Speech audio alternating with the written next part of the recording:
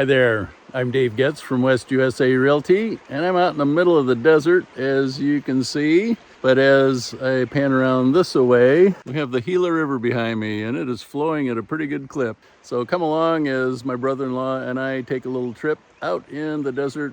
Here's a cell phone picture I took that I thought looked nice, and now we'll show you how we got there, as well as down to the river. These are the kinds of trails that you can find outside of Phoenix, and they are very rugged.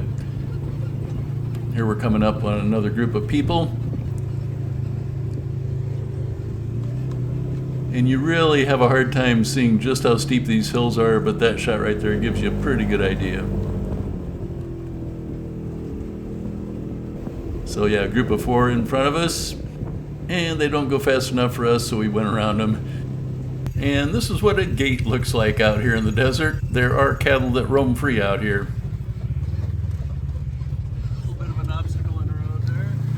Yeah, that rock's a little bit too big to go over. But take a look at this one right here. That's a bigger size rock than it looks like, and you can see the razor just barely budges as it goes over it. And then we finally get down to the Gila River. There's a little more greenery down by the water. You'll see coming up here a little bit later though, the desert is more green than most people think. Here's another quote-unquote fence going across the river, and you might be wondering, why do they need a fence? Well, although the cattle would never cross the river when it's this high, you have to keep in mind the Gila River is often something that a human could easily walk across. But this is how it looks after a lot of rain. Here we are back on the trail again, and you can see just how rugged it is through this stretch. This is not uncommon at all, by the way. If this looks like something you'd like to give a try, but you don't have the equipment, there are places that will rent a 4x4 razor like the one we are in. I know it looks like we're really rocking and rolling out there, but trust me, the razors are way smoother than like a 4x4 truck or a Jeep. Here we stop to admire this acatillo plant, and in the springtime they get these bright orange flowers. The hummingbirds like them, and they're really cool to see. I'll give you a really close-up view here of a couple of them. And then from the same spot, looking off to the right, we had these towering cliffs reaching up to the clouds.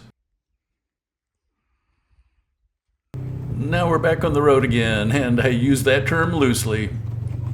This is a much steeper climb than what it looks like. It just is hard to capture it on film, or pixels, as the case may be. We'll speed things up here as we climb up that long hill, and we get to the top, and here's the view over the canyon below. Here we pan around to give you a good look over that valley.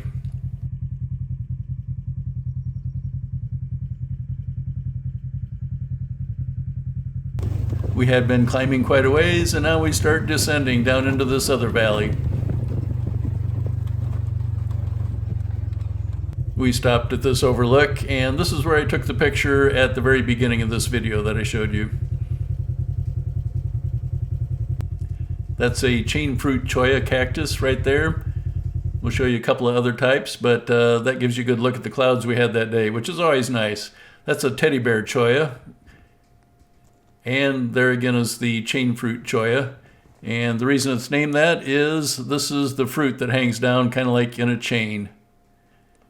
Those teddy bear chollas are nasty. They look really cute, but those are what they leave in the ground, and it's really hard to see them sometimes. You can kick them up under your leg, and they're miserable. This is a barrel cactus, sometimes called a fishhook cactus, because their spines have a very sharp curve at the end. And of course, these are the iconic, very stately saguaro cactus. And right here, we're going through a wash. You can see how much smoother it is than the regular trail. And then we stop down at the river one more time at a different spot.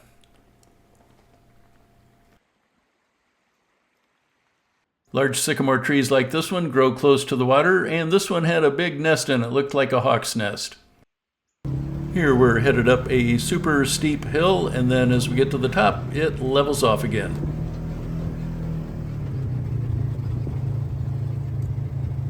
Now the trail gets a little more rough again as we come upon the same people we were behind earlier, but they passed us when we stopped down at the riverside.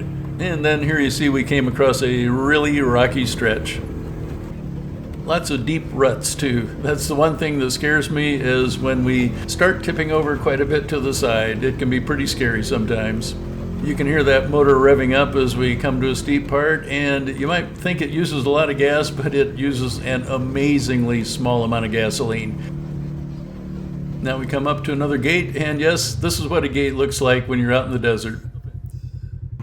Here's a nice shot of the RZR as Dave goes by in it, and then he checks it out, makes sure everything's still there.